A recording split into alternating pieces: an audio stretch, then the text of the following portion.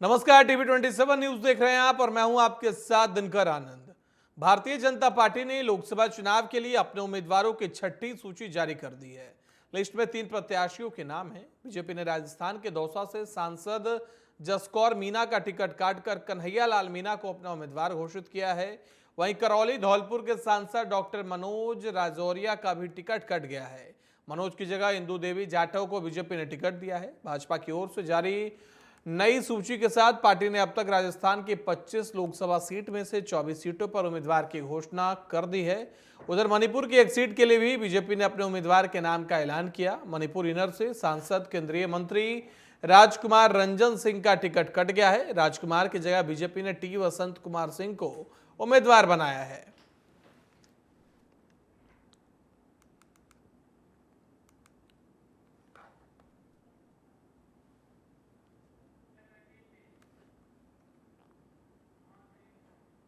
वहीं उत्तराखंड की सभी 5 लोकसभा सीटों पर मायावती की पार्टी बसपा ने अपने उम्मीदवारों की घोषणा कर दी। राज्य के टिहरी गढ़वाल सीट से नीम चंद्र छुरियाल, पौड़ी से धर सिंह विष्ट, अल्मोड़ा से नारायण राम, नैनीताल उधम सिंह नगर से अख्तर अली माहीगिर और हरिद्वार से जमील अहमद को टिकट दिया गया है।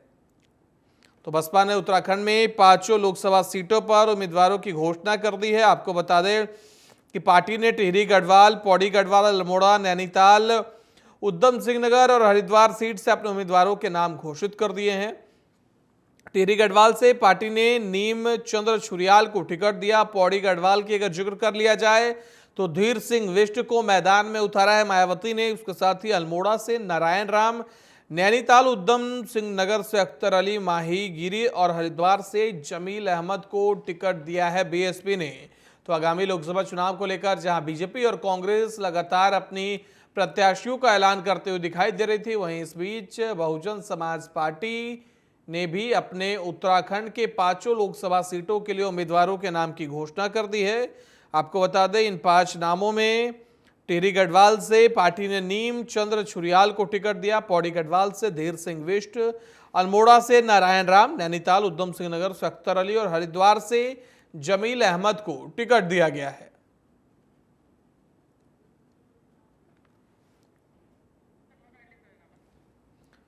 तो बहुजन समाज पार्टी ने लोकसभा चुनाव 2024 के लिए उत्तराखंड से 5 उम्मीदवारों के नामों का ऐलान कर दिया है। पार्टी ने टिहरी गढ़वाल सीट से नीम चंद्र छुरियाल को टिकट दिया, पौड़ी गढ़वाल से धीर सिंह विष्ट को टिकट दिया गया है।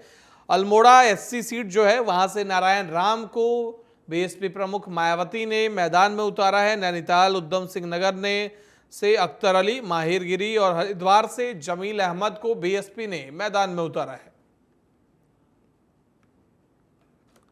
तो उत्तराखंड की 5 लोकसभा सीटों पर बसपा ने अपने प्रत्याशियों का ऐलान कर दिया। हरिद्वार से जमील अहमद, टिहरी गढ़वाल से नीमचंद्र छुरियाल और पौड़ी गढ़वाल से धीर सिंह बिष्ट पर बीएसपी ने भरोसा जताया है। आपको बता दें कि वर्तमान में उत्तराखंड की 5 लोकसभा सीटों पर बीजेपी के सांसद हैं।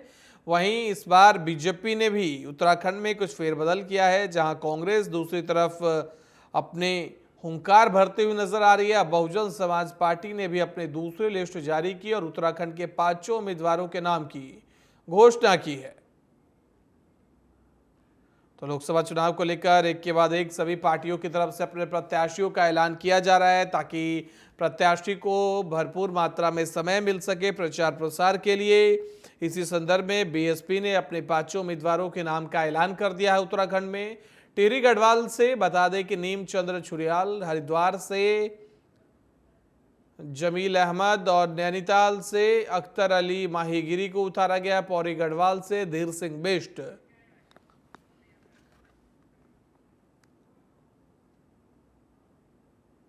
मुख्यमंत्री पुष्कर सिंह धामी आज जहां पार्टी पदाधिकारियों और कार्यकर्ताओं ने उनका स्वागत किया, इस दौरान मुख्यमंत्री ने पार्टी पदाधिकारियों के साथ चुनाव को लेकर चर्चा की।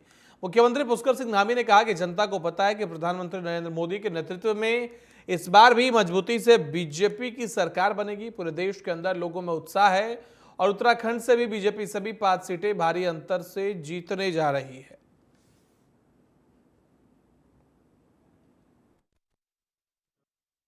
देखिए, इस बार देश के अंदर चर्चा इस बात की नहीं हो रही है कि सरकार किसकी बनेगी। सबको पता है कि सरकार जो है प्रधानमंत्री मोदी जी के नेतृत्व में बनेगी और ये तय है, इसमें किसी को कोई संदेह नहीं है। चर्चा इस बात की है कि 410 सीटें आएंगी कि 420 आएंगी या 425 आएंगी, इस बात की चर्चा हो रही है। तो इस बात से हम स्वयं प्रत्यक्ष देख सकते हैं कि लोगों में पूरे देश के अंदर उत्साह है और उमंग से लोग जिस प्रकार से होली मना रहे हैं उसी प्रकार से मतदान के त्यौहार की 19 अप्रैल की जो पहले चरण में यहाँ हो रहा है, अन्य चरणों में जहाँ भी हो रहा है उसकी प्रतीक्षा कर रहे हैं। वहीं हिमाचल की मंडी सीट से बीजेपी उम्मीदवार बॉलीवुड एक्ट्रेस कंगना रनावत ने आपत्तिजनक टिप्पणी के मामले में त्रिवेंद्र सिंह रावत का बयान सामने आया। मीडिया से बातचीत करते हुए त्रिवेंद्र सिंह रावत ने कहा कि यह दुर्भाग्य की बात है कि किसी महिला पर अभद्र टिप्पणी की जाए। इसकी जितनी निंदा की जाए उतनी कम है। हमारे देश में मातृशक्ति का विशेष स्थान है।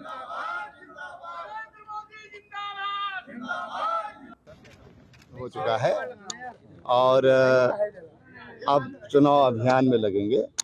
तमाम जो कार्यकर्ता हैं उनकी बैठकें चल रही हैं और अब बाकायदा हम चुनाव प्रचार करने के लिए एक तरह से हमको अधिकार मिल गया है कि हम ओपनली प्रचार कर सकते हैं आयोग को सूचित करके। तो बहुत अच्छा महसूस हो रहा है और जोश चारों तरफ है। आज सोशल मीडिया पे एक ट्रेडिंग जननायक जनता पार्टी के राष्ट्रीय अध्यक्ष अभय सिंह चौटाला ने लोकसभा चुनाव के लिए उम्मीदवारों के नामों पर चर्चा को लेकर केंद्रीय चुनाव समिति के साथ बैठक की। इस दौरान लोकसभा चुनाव के प्रत्याशियों में को लेकर मंथन किया गया। तो हरियाणा में लोकसभा चुनाव को लेकर जेजेपी एक्टिव मोड में आ गई है और बैठक में राष्ट्रीय अध्यक्ष खुद शामिल हुए हैं। इस दौरान लोकसभा प्रत्याशियों को लेकर चर्चा किया गया है कि हरियाणा की 10 लोकसभा सीटों पर आखिरकार किसे टिकट दिया जाए, इस पर मंथन किया जा रहा है। आपको बता दें, दुष्यंत चौटाला बाकी पार्टी कार्यकर्ताओं के साथ बैठक उन्होंने किया और प्रत्याशियों के नामों पर चर्चा की है।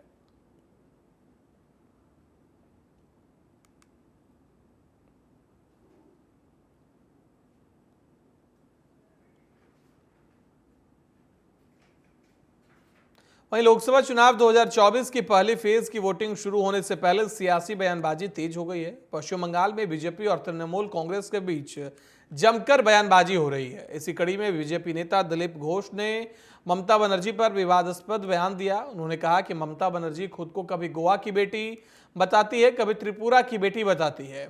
ममता बनर्जी ये बताए कि उनके असली पिता कौन है। किसी की भी बेटी होना ठीक नहीं है।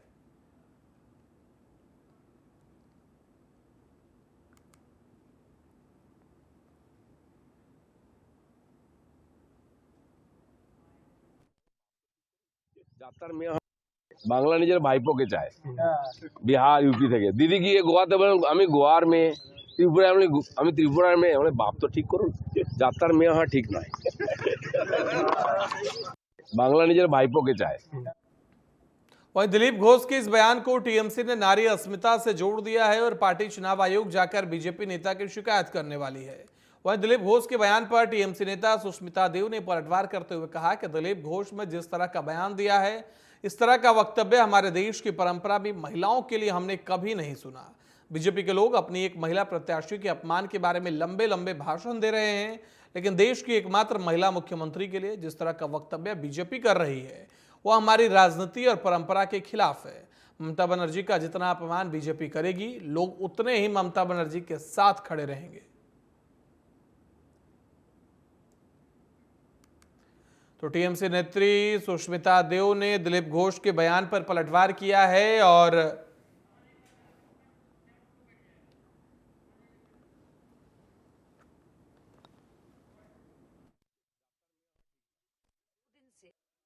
पश्चिम बंगाल के दुर्गापुर कॉन्स्टिट्यूएंसी के प्रत्याशी दिलीप घोष जी, जो मेदिनीपुर में पहले खड़े हुए थे, अभी उनको दौड़ाकर दुर्गापुर भेजा गया है। वो फ्रस्ट्रेशन से तो भूग ही रहे हैं। जिस तरह का बयान उन्होंने ममता दीदी के खिलाफ दिया है कि ममता दीदी अपने पिताजी का पहचान दे, इस तरह का वक्तव्य हमारे देश के परंपरा में महिलाओं के प्रति हमने कभी नहीं सुना। मैं देख रही हूं कि पिछले 2 दिन से भारतीय जनता पार्टी अपने एक महिला प्रत्याशी के अपमान के बारे में बहुत लंबी लंबी भाषण दे रहे हैं, पर इस देश के एकमात्र महिला मुख्यमंत्री को लेकर जिस तरह का वक्तव्य बीजेपी कर रही है, मेरा मानना है ये हमारे देश के और राजनीति के परंपरा के खिलाफ है। पर भारतीय जनता पार्टी फ्रस्ट्रेटेड है, बंगाल में वो हार रही है और जितना अपमान ममता दीदी का बीजेपी करेगी उतने ही लोग ममता दीदी के साथ। बीजेपी प्रत्याशी के तौर पर अरुण गोविल के नाम की घोषणा होते ही मेरठ में रह रहे उनके रिश्तेदारों और अन्य लोगों में खुशी की लहर दौड़ पड़ी। बीजेपी ने यूपी के मेरठ से अरुण गोविल को बीजेपी उम्मीदवार बनाया है, जिसको लेकर अरुण गोविल ने कहा कि मैं खुशनसीब हूं कि मेरी जन्मभूमि से मुझे चुनाव लड़ने का मौका मिल रहा है। मेरठ से मैं चुनाव लड़ रहा हूं, मुझे बहुत अच्छा लग रहा है। I am feeling thrilled absolutely. कारण यह है कि मेरठ मेरी अपनी जगह है, मैं मेरठ में पैदा हुआ, मैं मेरठ में बड़ा हुआ, मैंने मेरठ से मेरी पढ़ाई की। तो एक ऐसी जगह जहां ये सब हुआ है उससे कितना जुड़ाव हो सकता है आप सब लोग अंदाज़ा लगा सकते हैं इस बात का। तो आज मैं मेरठ जा भी रहा हूं तो आई एम फीलिंग थ्रिल्ड, बहुत अच्छा लग रहा है। आज तक हम जो भी करते रहे, मैं जो करता रहा आज तक, वो एक तरह से आप कह सकते हैं कि वो भी सेवा का एक रूप था। और अब ये लोगों की सेवा का, हमारे भाइयों बहनों की सेवा का एक दूसरा रूप अब यहाँ से शुरू होगा।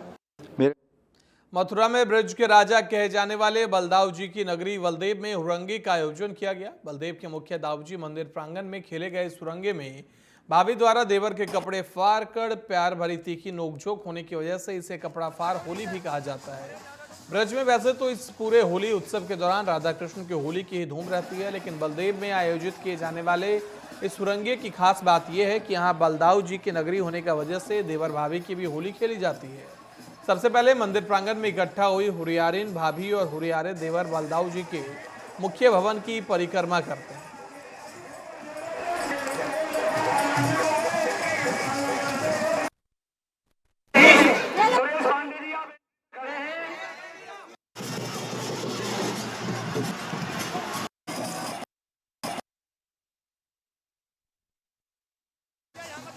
भगवान श्री बलराम जी की ये 5,500 वर्ष पुरानी परंपरा है।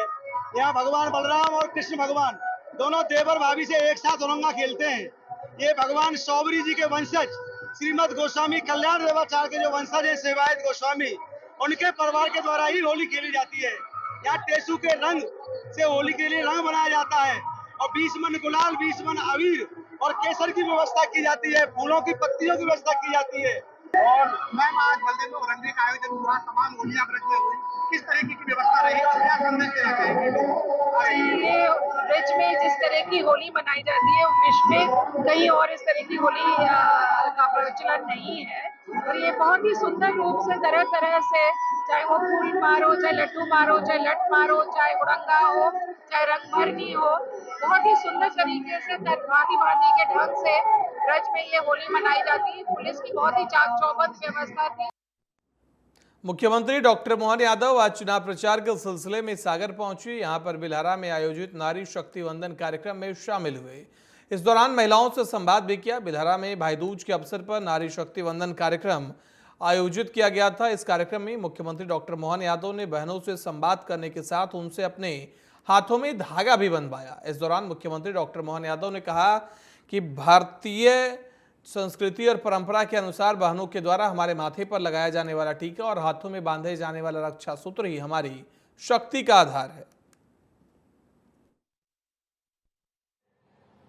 भारत और भारत की संस्कृति ये एक बहुत बड़ा रहस्य है और उससे बड़ा एक आश्चर्य और भी है, क्योंकि दुनिया की अपनी मान्यता, दुनिया का अपना तरीका, जैसे देश और देश से जुड़े हुए सारी व्यवस्था सब पुरुष आधारित है और हमारे देश की विशेषता अलग है। दुनिया में 200 से ज्यादा देश है, लेकिन किसी देश का नाम माता के आधार पे नहीं है। एकमात्र देश अगर कोई है तो हम अपने देश का नाम भारत माता की ये मात्र संस्था के आधार पर जोरदार अभिनंदन। अगली खबर की ओर, पहले और दूसरे चरण का लोकसभा चुनाव पश्चिमी उत्तर प्रदेश में होना है। इसके लिए बीजेपी के स्टार प्रचारकों की सूची जारी हो गई है। 27 से 31 मार्च तक बीजेपी द्वारा प्रबुद्ध सम्मेलनों का आयोजन किया जा रहा है। इसी क्रम में 27 मार्च को मेरठ के प्रबुद्ध सम्मेलन में मुख्यमंत्री योगी आदित्यनाथ भाग लेंगे। इसके साथ ही प्रधानमंत्री नरेंद्र मोदी की पहली चुनावी रैली मेरठ में होगी। चौधरी चरण सिंह विश्वविद्यालय के नेताजी सुभाष चंद्र बोस प्रेक्षागृह में प्रबुद्ध सम्मेलन का आयोजन होगा। इस प्रबुद्ध सम्मेलन में समाज के शिक्षक, अधिवक्ता, डॉक्टर, व्यापारी, सीए समेत सभी वर्गों के लोग भाग लेंगे। मेरठ दौरे को लेकर बीजेपी पश्चिमी क्षेत्रीय अध्यक्ष सत्येंद्र सिसोदिया ने जानकारी दी है। इस देश के वो परिचित चेहरा है जिसको हर व्यक्ति जानता है और उनका जन्म मेरठ में हुआ है, उनका लालन पालन मेरठ में हुआ है। मैं भारतीय जनता पार्टी का कार्यकर्ता हूं। मुझे किसी को इस दृष्टि से नहीं देखना है कोई कहां से आ रहा है, कहां से रह रहा है। मेरा लक्ष्य ये है कि हर हाल में 14 सीट जीतनी है और यहां के जनमानस से अपील करके अरुण गोविल जी को भारी। होली के मौके पर यूपी के सीएम योगी आदित्यनाथ का अलग अंदाज देखने को मिला। उन्होंने गोरखपुर में अबीर गुलाल और फूलों से जमकर होली खेली। इस दौरान सीएम योगी काला चश्मा और सिर पर साफा बांधे नजर आए। वह अपने हाथों से अबीर गुलाल उड़ाते भी दिखाई दिए। उनके साथ बड़ी संख्या में शहरवासी मौजूद रहे। मुख्यमंत्री को अपने बीच पाकर शहरवासी भी उत्साह से भर गए। सीएम योगी के सोशल मीडिया अकाउंट से होली खेलने की तस्वीरें शेयर की गई।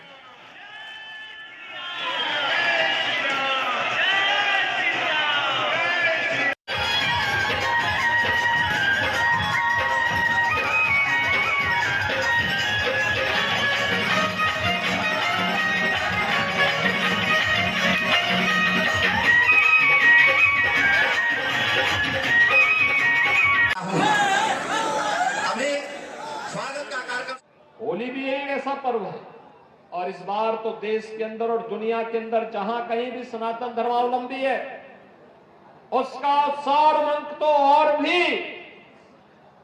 नई ऊंचाइयों को छूता हुआ दिखाई दे रहा है।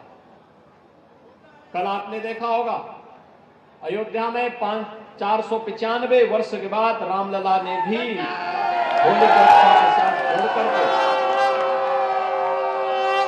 उस पूरे आयोजन में सहभागी बनकर के अपना आशीर्वाद और अपनी कृपा हम पर बरसाई। बुलंदशहर थाना खुर्जा देहात क्षेत्र के अगौरा गांव में महाकाली की 254वीं शोभा यात्रा धूमधाम से निकाली गई। इस दौरान पुलिस प्रशासन सुरक्षा को लेकर अलर्ट मोड पर दिखाई दी और चप्पे चप्पे पर पुलिस और एसएसबी की फोर्स मौजूद रही। वहीं इस दौरान टीवी 27 न्यूज के संवाददाता कदीम राजपूत भी मौजूद रहे। रिपोर्ट देखिए। के गांव अगौरा में महाकाली की शोभा यात्रा निकाली जा रही है। बताया जाता है कि जो शोभा यात्रा है प्राचीन समय से ये निकाली जाती है। हर वर्ष यहाँ पर देख सकते हैं जो कि ये तस्वीर गांव अगौरा की है जहाँ पर आप देख सकते हैं जो कि महाकाली की जो कि धूमधाम से शोभा यात्रा निकाली जा रही है। वहीं सुरक्षा के लिहाज से पुलिस बल भी पूरी तरह से तैनात है। हमारे साथ में कुछ लोग मौजूद हैं। क्या नाम है आपका? सोनू राणा। सोनू जी, कब से निकल रही है ये शोभा यात्रा, किस उपलक्ष्य में निकाली जा रही है? 254वीं यात्रा है और मैं पहले आप पत्रकार भाइयों का बहुत बहुत आभार व्यक्त करता हूं कि मेरे गांव में ये शोभा यात्रा गत वर्षों से निकलती आ रही है और इसका मैं बहुत बहुत आभारी हूं। और मेरा गांव हिंदू मुस्लिम से भाईचारे से जुड़ा हुआ है। अगर वहीं सुरक्षा की बात करें तो किस तरह की टीमें सुरक्षा के लिहाज से लगी हुई है? कप्तान साहब ने आश्वासन दिया कि आपको कोई नौबत नहीं आएगी, हम सारी व्यवस्था करेंगे और वो हमारे सामने है। वहीं अगर पुलिस की बात करें या और भी टीमों की बात करें तो लगातार निगरानी बनाई हुई है। बिल्कुल, कप्तान साहब, एडीएम साहब, सीओ साहब। वहीं अगर ऐसा माना जाता है कि गांव अगौरा में हिंदू मुस्लिम सिख ईसाई भाई भाई वाला जो भाईचारा है वो देखने को मिलता है। वर्षों से हमारे यहाँ पे यही परंपरा, ये हमारे जिला बुलंदशहर में गांव अगौरा एक ऐसा है कि माना जाता है हिंदू मुस्लिम भाईचारे में, हमें दुनिया से कोई लेना नहीं। तो थाना खुर्जा देहात क्षेत्र के गांव अगौरा में हर वर्ष जो कि यहाँ पर माँ काली की शोभा यात्रा निकाली जाती है, वहीं आज फिर होली के एक दिन बाद यहाँ पर माँ काली की शोभा यात्रा निकाली जा रही है। और सबसे बड़ी बात यहाँ ये देखने को मिलती है कि हिंदू मुस्लिम सिख ईसाई सभी भाई मिलकर इस शोभा यात्रा में बढ़ चढ़कर हिस्सा लेते हैं। सहयोगी के साथ कदीम राजपूत, टीवी 27 बुलंदशहर। महाराष्ट्र के बुल्ढाना में भीषण आग लग गई। इस आग में लाखों रुपए का नुकसान होने का अनुमान है। जानकारी के मुताबिक जगदम्बा एग्रो इंडस्ट्रीज कारखाने में अचानक आग लग गई, जिसमें देखते ही देखते भीषण रूप धारण ले लिया। आग लगने की जानकारी मिलते ही अग्निशमन दल तुरंत मौके पर पहुंचा, जिसके बाद आग पर काबू पाने का प्रयास शुरू किया गया और करीब 1 घंटे बाद इस आग पर काबू पाया जा सका।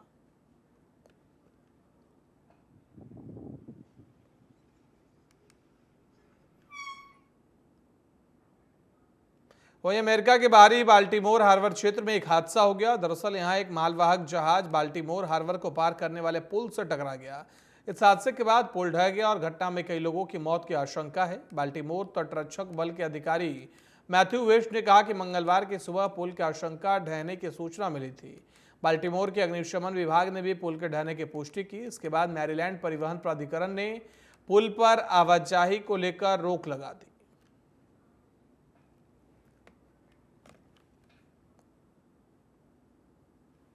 तो अमेरिका की तस्वीरें। अमेरिका के मैरीलैंड परिवहन ने प्राधिकरण ने पुल पर आवाजाही को रोक लगा दी है जब एक भारी भरकम मालवाहक जहाज पुल से टकरा गया और जिसके बाद पुल, तस्वीरों में आप देख सकते हैं किस तरीके से चलती हुई जहाज आकर पुल से टकरा गया और पुल देखते ही देखते जमींदोज हो गया।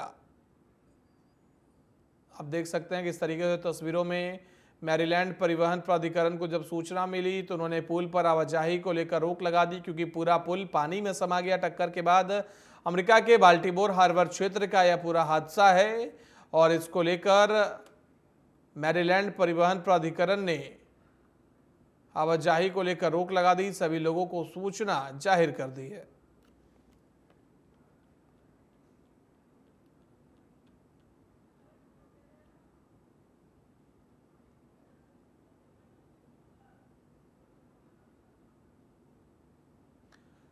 तो मालवाहक जहाज टकराने से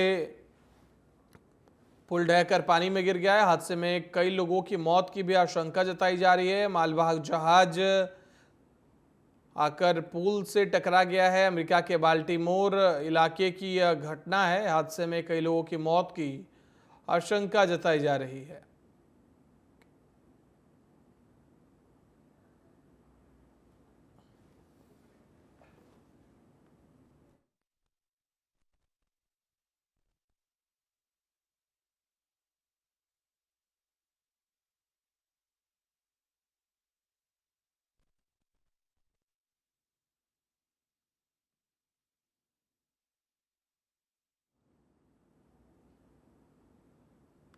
वहीं इस बीच बड़ी खबर निकलकर सामने आ रही है जहां लोकसभा चुनाव को लेकर कांग्रेस ने छत्तीसगढ़ के लिए बची हुई 4 सीटों पर अपने प्रत्याशियों का ऐलान कर दिया है।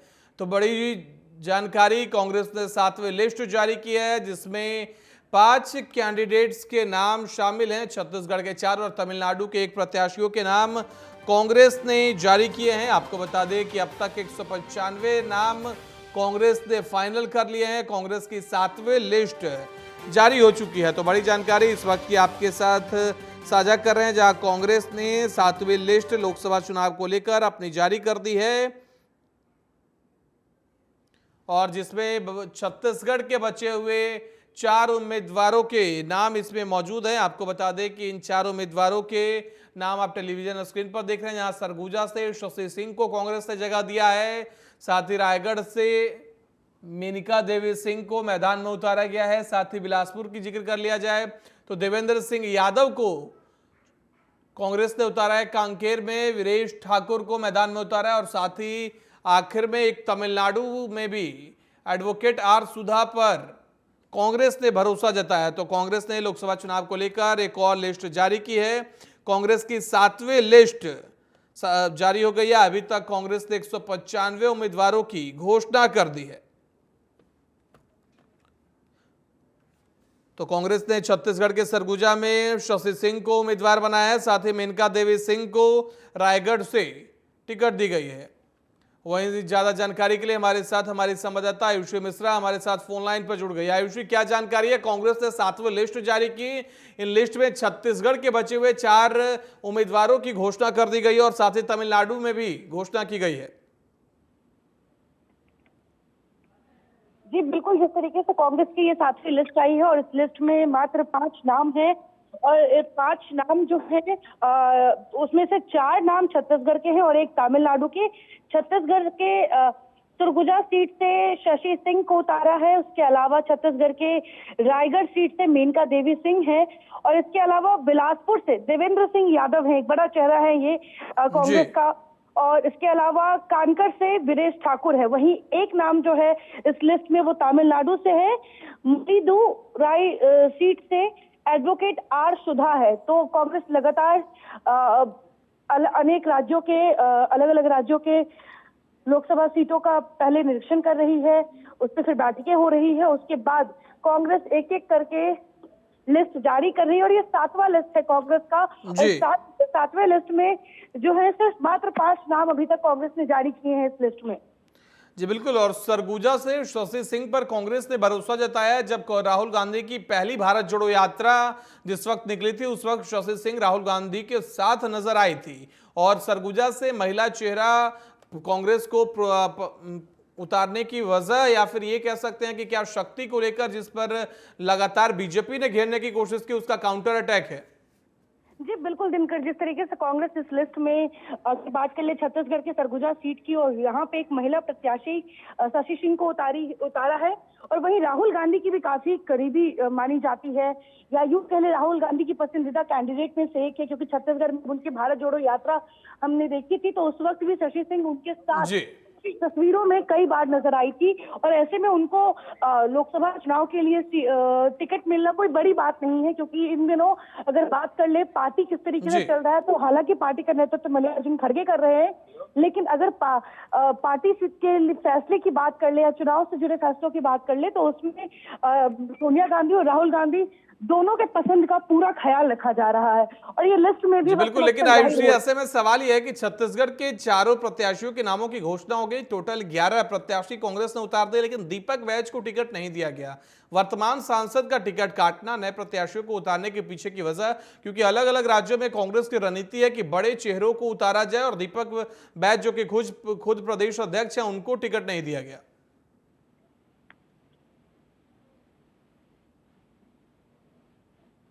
आयुषी सुन पा रही हैं आप?